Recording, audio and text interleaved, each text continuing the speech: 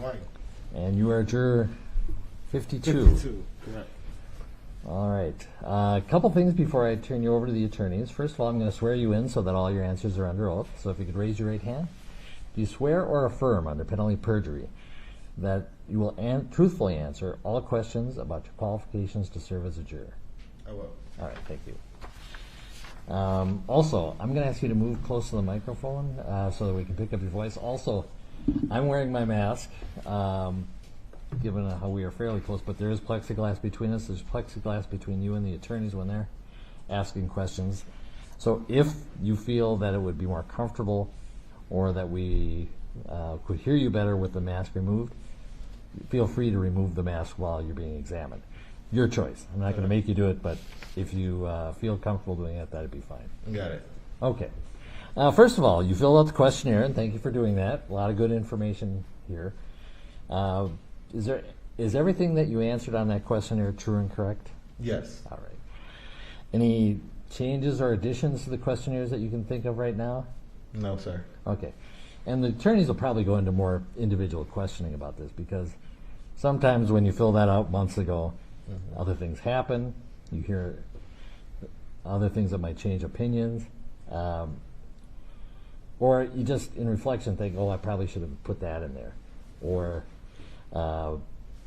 anything like that. Right now, it sounds like you don't have anything to volunteer, but is that correct? Correct. But the attorneys might prompt a memory. Feel free to add something that is different from your questionnaire. You're not going to get into trouble. What we're looking for are honest, open answers as we go forward. So, you weren't supposed to read any articles or watch any media about this case. But we recognize that since this was months ago that you filled out the questionnaire, since the time you filled out the questionnaire and now, have you inadvertently been exposed to information? For example, maybe you see a headline in passing, or you talk to somebody says, hey, did you hear? And it's something about this case, and since we told you, don't tell anybody you're a juror in this case, you can't exactly stop people.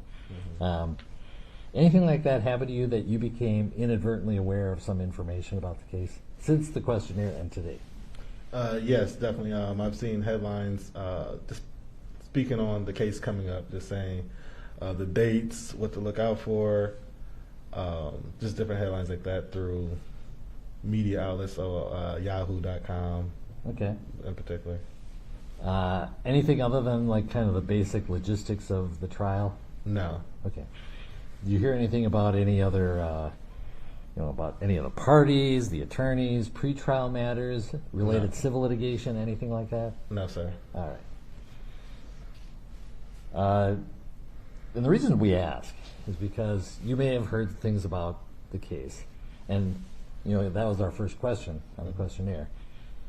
The whole point there is, it's all right to have read about it. It was hard to avoid. It's all right to even form opinions based on what you've heard and seen. But as a juror, you have to put all that aside. Decide this case just on the evidence you hear in the courtroom. Essentially be a blank slate. And apply the law as I give it to you. Do you think you could do that? For sure. Okay, thank you. All right, we gave you a long witness list. Did you recognize any of the witnesses on it? No, sir. All right. And we estimate that the trial is going to be about 4 weeks once we start. And we're anticipating starting on March 29th at 9 a.m. Does that trial length, can you make that work? Yes. All right. Any concerns about being on this jury as far as timing? No. Okay. All right. In that case, then, I'm going to turn you over to Mr. Nelson, who's going to ask some questions first. Regarding juror number 52, you may inquire, Mr. Nelson.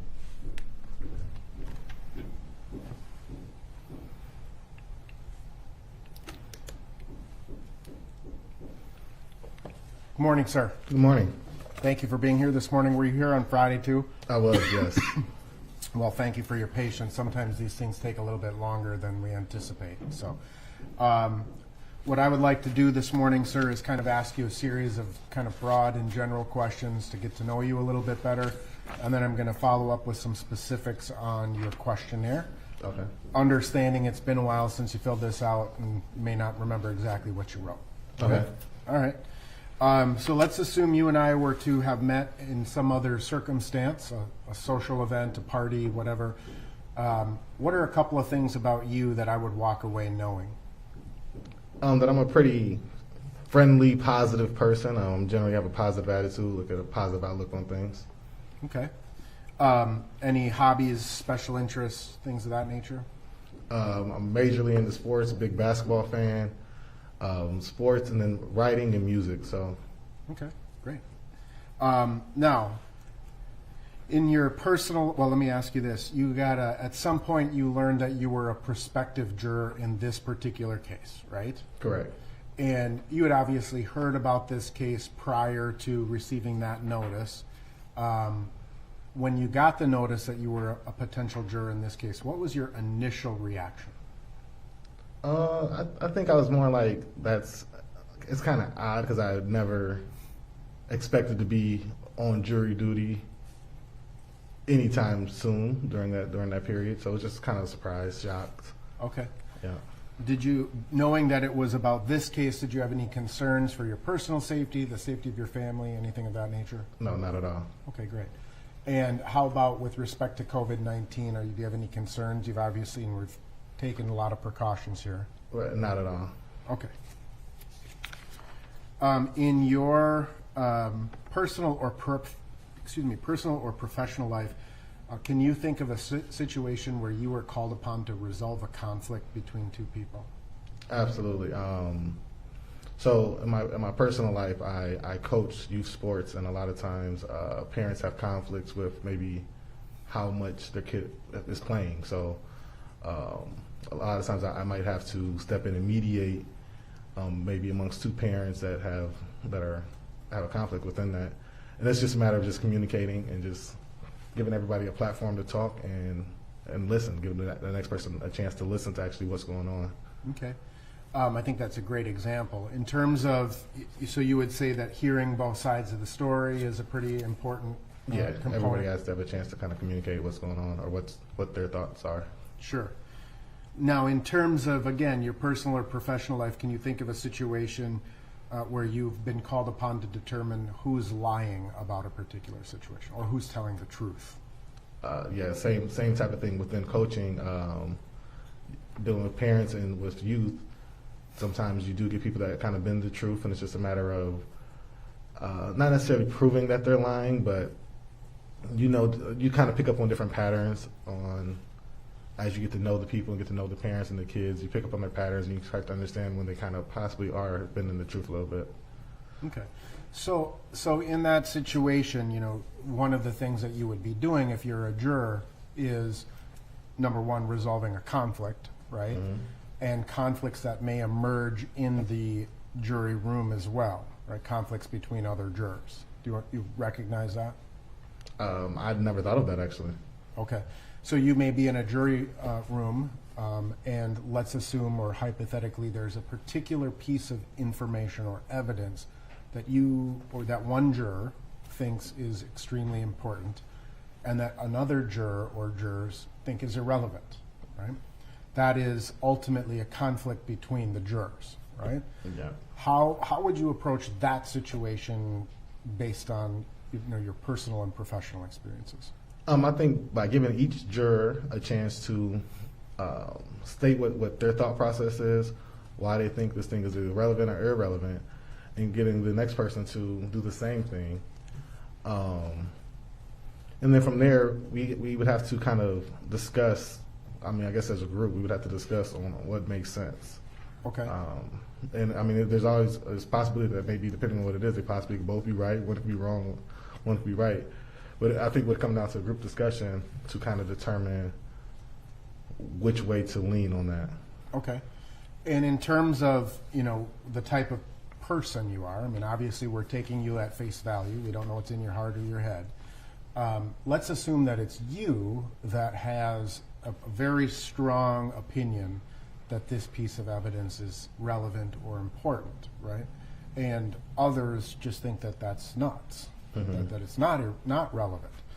Are you the type of person who agrees merely for the purpose of consensus, or do you stand your ground and defend your position. Yeah, I have no problem standing on what I'm saying or what I believe until proven otherwise. Okay. That's definitely just who I am. Okay. And in terms of your, again, your role as a juror is to determine, you may have two witnesses who testify, right? And they're both looking at the exact same piece of evidence or the same event or whatever, but they interpret it or view it differently, right? So your job is to determine which of these people's testimony is credible. So who's lying, who may be lying, or who may be telling the truth about a particular situation. Other than kind of hearing out both stories, what tools can you bring to that analysis? I think it's a matter of, so like I said, that listening aspect is important, and understanding what's the thought process behind it. I think that kind of is how you determine that, or at least for me, is just understanding the thought process behind it, and it would have to make sense logically to me individually. So if it doesn't make sense logically to me as a person, it would be hard for me to comprehend it. Okay. Well, you said something interesting a little bit ago, too, in terms of until you would be proven wrong or proven otherwise, right? There was Correct. a comment in that. So can you think of a situation in your life where you have been 100% certain about something, only later to determine you were wrong? Yeah, I don't have an exact example, but it does happen. I mean, like with maybe my siblings or my friends, we might be discussing something, and I was putting. I mean, like I said, I talk sports a lot with my friends, so we might be discussing maybe a stat or something, and I could be so adamant on this is correct, and they might pull it up, like actually look it up, pull up the stat, and I might be wrong. I have no problem admitting when I'm wrong either, so. It's just a matter of, okay, well, you pulled it up, and now that's what that is. I am 100% wrong. Okay. And so are you the type of person who kind of draws from that experience, and maybe next time you're talking stats, you remember that? And Oh, yeah, I definitely remember. Yeah. Okay. So then that's kind of put in the back of my mind and kind of cataloged in my brain. Okay, great. So again, one of your jobs as a juror is the judge will give you the law. You'll sit through the trial. You'll hear all of the evidence. You'll hear all of the testimony. And at the end of the trial, the judge will give you rules of law. Are you able to, A, listen to the entirety of the evidence in this case in an impartial manner? Absolutely. So any prior opinions you may have formed about this case, you're telling us you can set those aside and judge this case on the evidence as presented in court alone. For sure. Great. And at the end of the case, then, the judge will give you rules of law. And I know that you're not a lawyer, so, but you may read the law and you may think it's wrong or that it should be changed. You may have an opinion about the law. Are you able to apply the facts as you hear them in court to the law, even if you disagree with the law? Yes. Okay, great. So I have a few just sort of follow-up questions on your questionnaire, sir. And again, I know it's been a couple of months since you've answered these questions, and I'm not trying to trick you or anything like that, okay? The first question that you're asked is some questions about what you remember hearing about the case. And you gave a pretty detailed response based on what you had seen in the news. I mean, generally, you remember that? What was the exact question?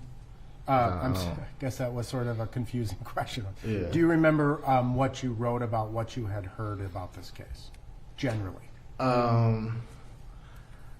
I don't remember what I wrote, but I mean, what I heard was pretty much the facts where I don't know what I wrote, but yeah, so it's pretty much, I have no idea what I wrote. You remember hearing that Mr. Floyd had attempted to buy something with a fake bill or check. Right.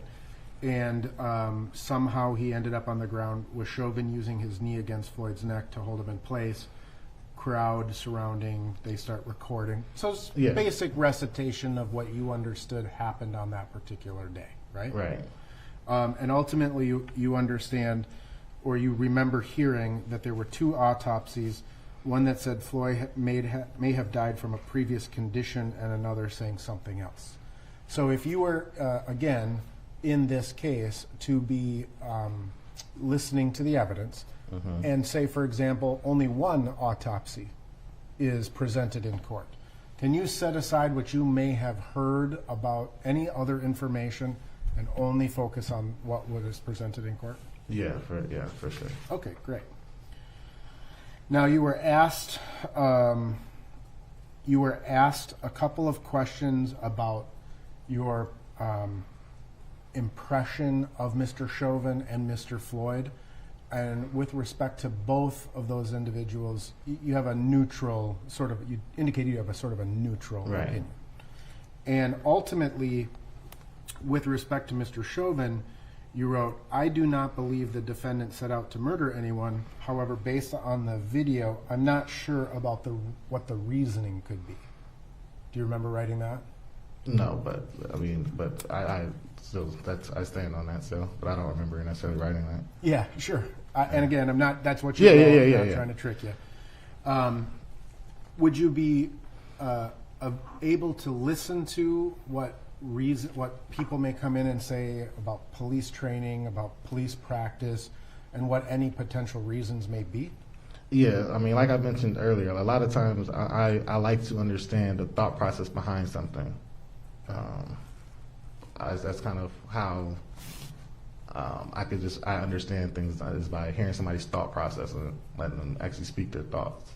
Okay, so let me skip ahead a little bit.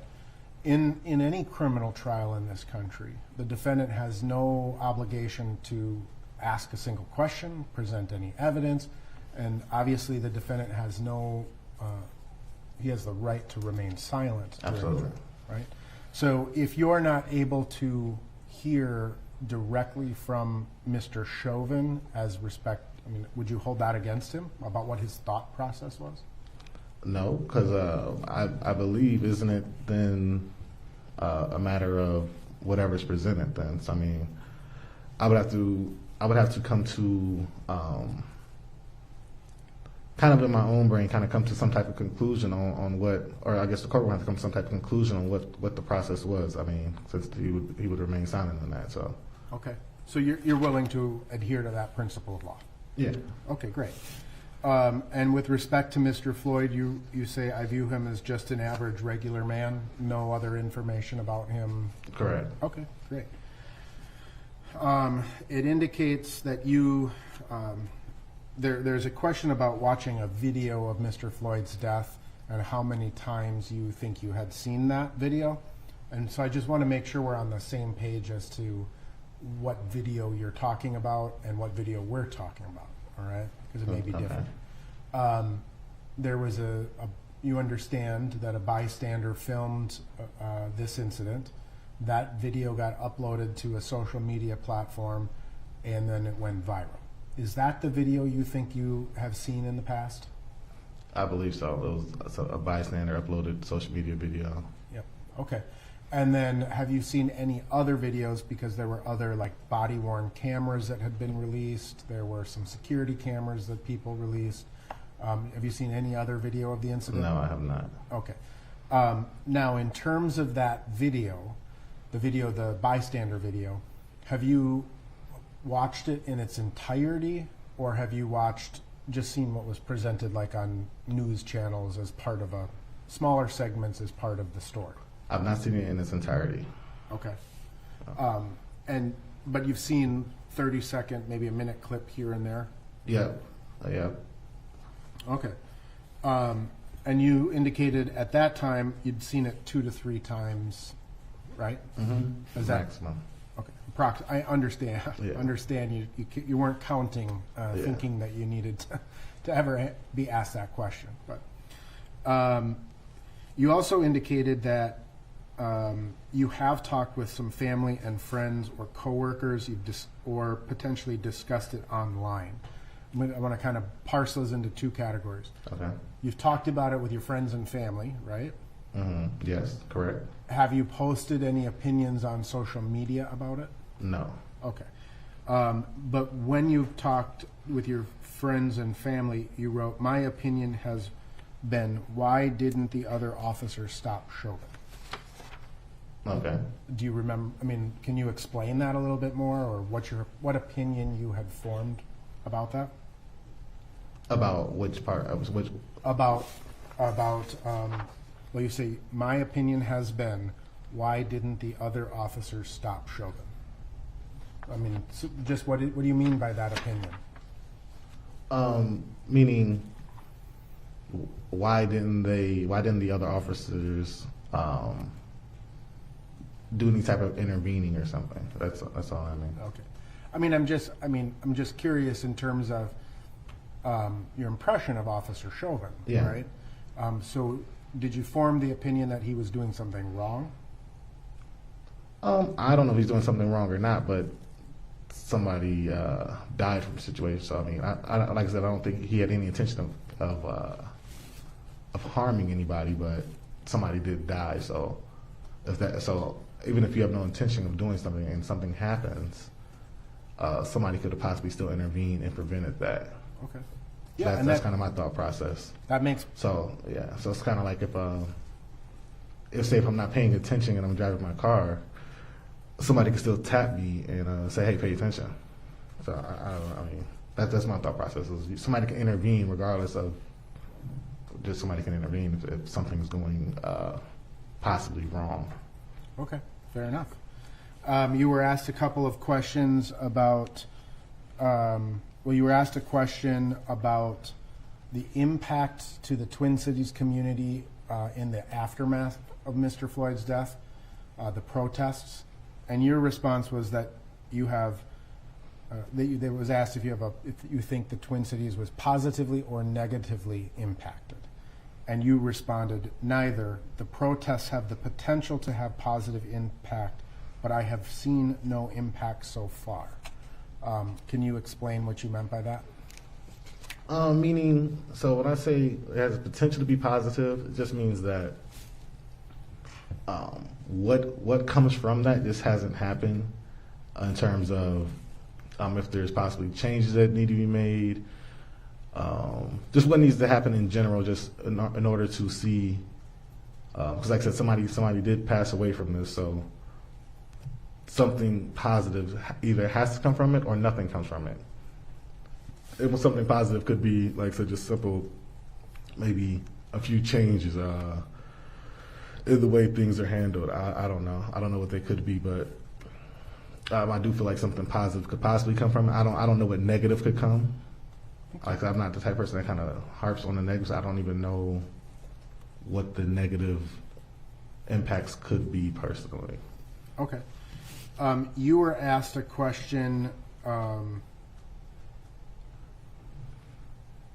about whether you have personally ever seen the police use more force than was needed, and you checked the box yes, and you wrote, "In downtown Minneapolis, I've seen police body slam then mace an individual simply because they did not obey an order quick enough."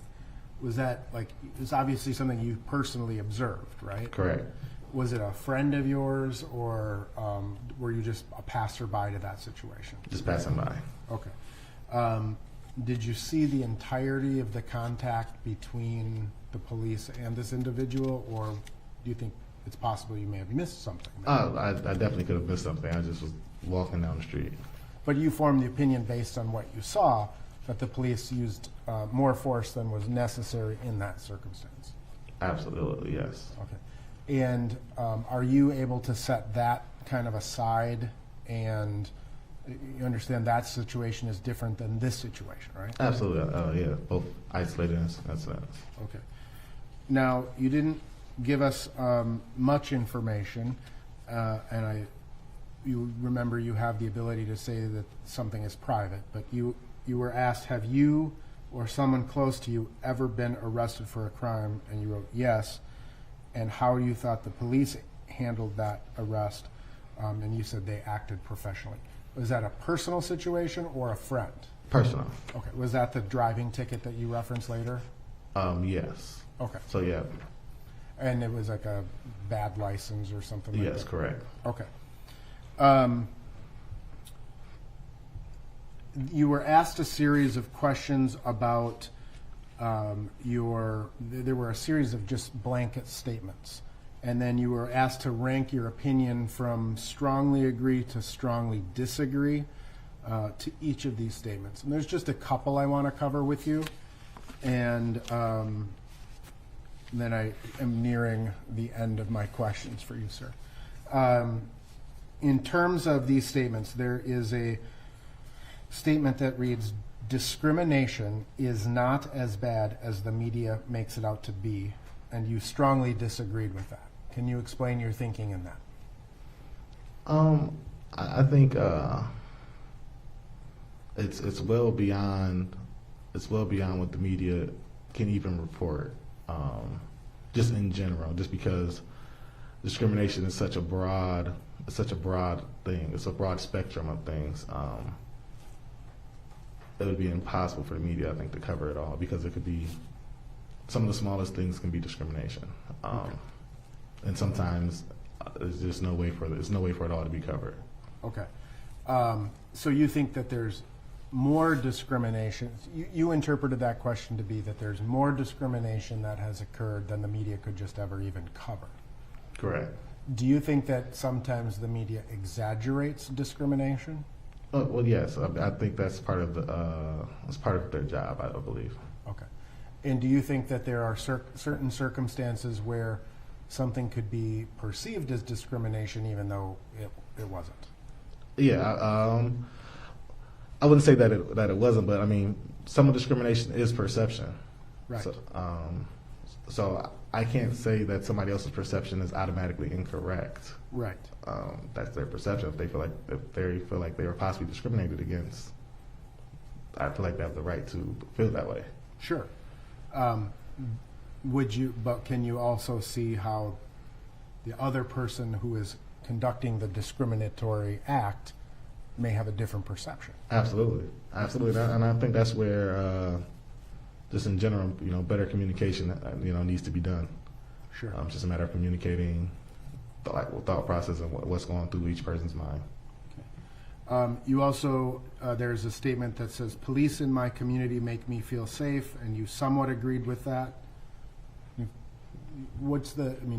Is there a reason that you may feel that police aren't making you feel safe?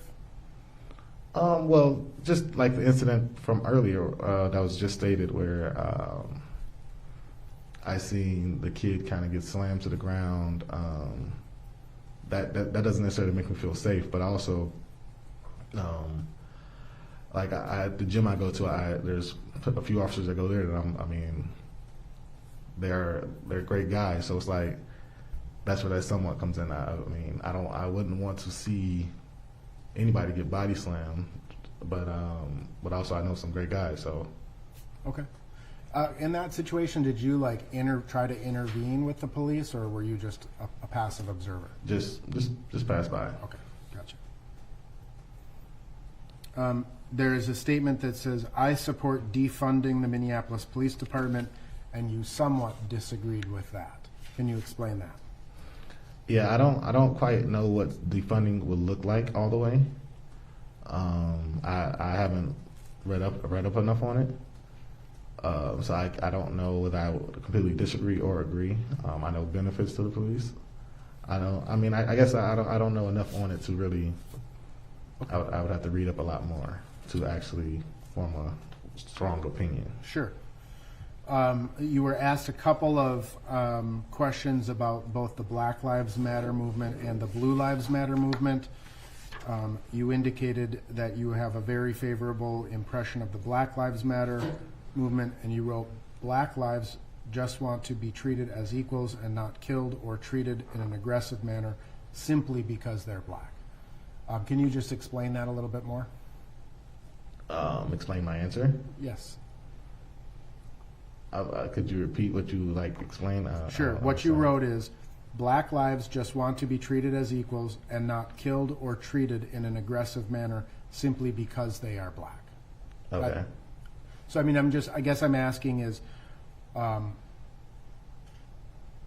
understand that your perception of the Black Lives Matter organization is favorable, but Can I pause you? I don't know Black Lives Matter as an organization. okay. I don't know it as an organization. So maybe that's. I mean, I don't know if that's how the question said. I don't know if it said Black Lives Matter organization. I don't view it as that. So I don't. Okay. That's not how I subscribe to that. So I think it's been in previous jurors, it's been sort of somewhat described as a movement on one hand and organization. I don't think of it as either. I just think of it as a statement. Okay, fair enough. And with respect to the Blue Lives Matter, you had a neutral opinion and you wrote, although I do believe officers' lives matter, I feel like the concept of Blue Lives Matter only became a thing to combat Black Lives Matter, whereas it shouldn't be a competition. Stand by that proposition? Yes, because like I said, Black Lives Matter is just a statement. It's not a thing. It's just people of black, it's pigment. Their lives matter. It's just a statement. Sure, and I agree. Yeah. You have a friend or relative who works as a corrections officer. Is that right? Correct. And again, without identifying the organization with whom he or she works, is that local here in the Twin Cities? Yes. And by corrections officer, do they work actually in the jail, or do they work like as a probation officer in the community? In juvenile detention centers. Okay. Yeah. All right. If you were to, you understand that many, I don't know if they're a civilian person or a trained deputy, but if you were to sit as a juror on this case, would you call up your relative and say, hey, this is what they're saying is training, that's proper training. Is that how you guys are trained? No. Okay.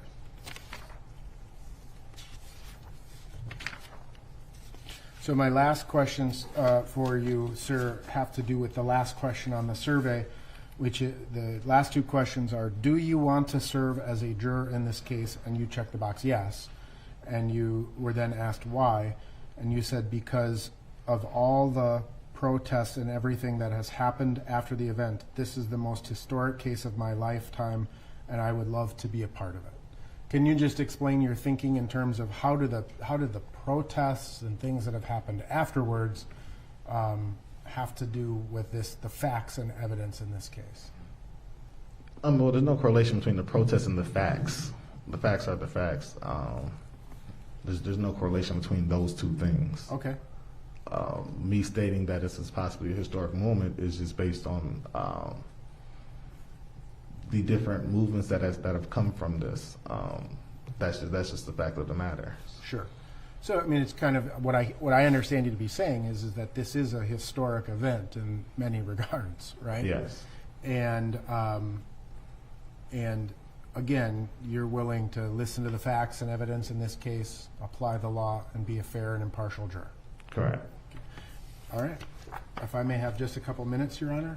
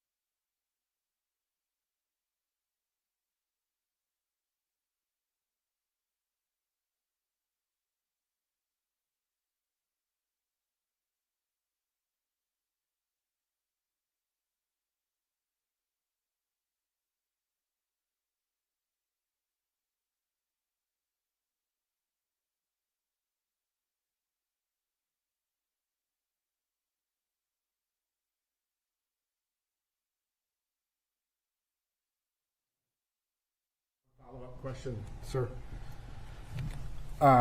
So I understand that you coach youth sports, right? Correct. And I don't know anything about where or whom or anything of that nature. I guess the question that I have for you is, if you understand that one possible outcome would be a not guilty verdict, Correct. and can you foresee a circumstance where you would be agreeable to a not guilty verdict? Yes. And would you be able to go to the kids you coach and explain why you did what you did? Yes. Okay. Your Honor, we'll pass for cause.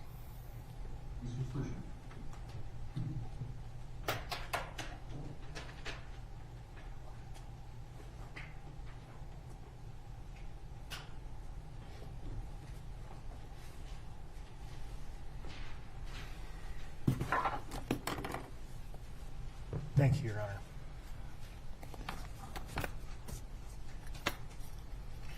Sir, good morning. Good morning. One of the interests that you indicated that you had questioned by counsel was in writing. Yes. Can you please tell us a little bit about what kind of writing you do? Well, I enjoy, I guess, creative writing, just different writing projects in terms of scripts, poems, just any type of creative writing. And do you publish any of these, or are you No. trying to publish? Nope, this is just for my own personal, it's just a personal hobby. So notice that you've spent some significant time in the banking industry. Yes. Without discussing your specific employer, can you please share with us what is it about the banking industry that draws you? It's the consistency, the freedom that it allows me to, I guess, help others in a way. In the specific type of banking that I'm in, I can kind of see people's goals come to fruition. That kind of gives me a sense of accomplishment. In the role, in the job description that you provided, it seems that you are probably one of the individuals who's interacting with the customer one-on-one quite a bit. Is that right? Yes, correct. Would you describe yourself then as a people person? Yeah, for the most part, yeah. Introvert, extrovert? Probably more extrovert than introvert.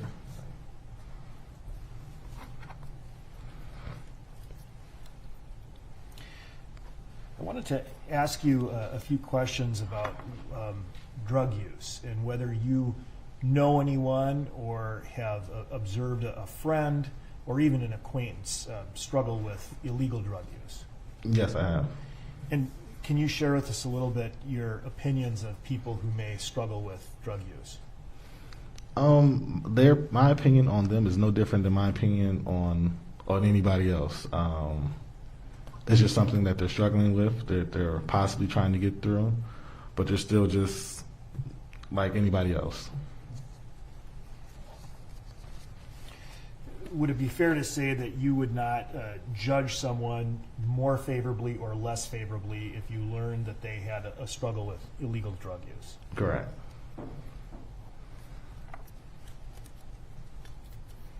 Now, of course, I asked you about your job and what drew you to that. Can you tell us a little bit more about what draws you to coaching youth sports?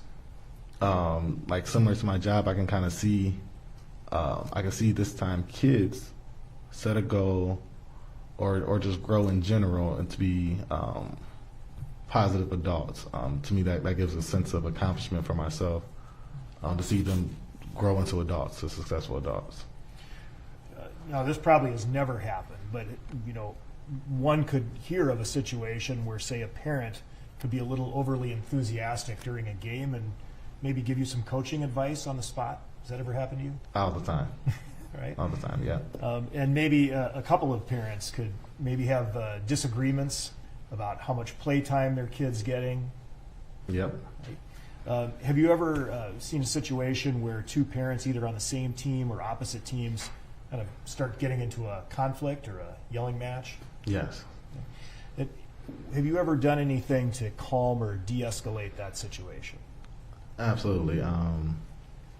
With me being kind of the coach and kind of that mediator, that middle person, I can they kind of would listen to me, and I can let each person get their voice heard, let each person talk, and kind of let them figure it out that way by me being the mediator and letting each person get their voice heard, communicate, and see if they can come to a common ground or agree to disagree. I wanted to ask you another question about an answer you gave regarding, or talking about the issue of intent. And I believe that you expressed the opinion that you believe that no one had an intent to do any particular harm that day, the day of George Floyd's death. Is that right? Correct. You understand that if you're called to serve as a juror, you have to set aside all opinions. Intent is an issue that will be contested in this case. Do you think it would be difficult for you to do that, or would you be able to look at this case completely as a clean slate? I don't think it'd be that difficult at all. I think I can definitely look at it from an unobjective point of view.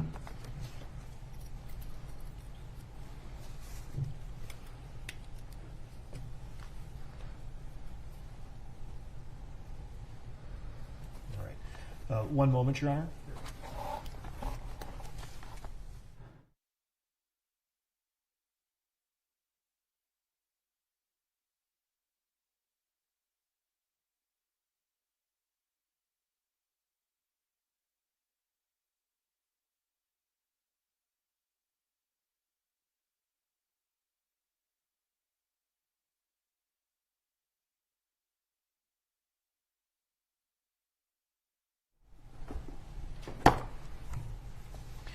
Thank you, Your Honor. The state passes for cause. All right, juror number 52. You are going to serve on this jury. Okay. And so we're going to reconvene for the trial itself on March 29th at 9 a.m. As you've seen, there are sometimes delays. If that time changes, we will advise you accordingly. In fact, we'll probably call everybody or send an email just as a reminder in any case. But if you don't hear from us, it's March 29th at 9 a.m. The deputy's going to take some paperwork from you. But in the meantime, remember, do whatever you can to avoid reading about this case, watching on TV. Avoid it as much as you can so that everything you decide in this case is going to be based on only what you hear in the courtroom. Any questions? No, sir. All right. Thanks. Then you can go with the deputy. We're going to break.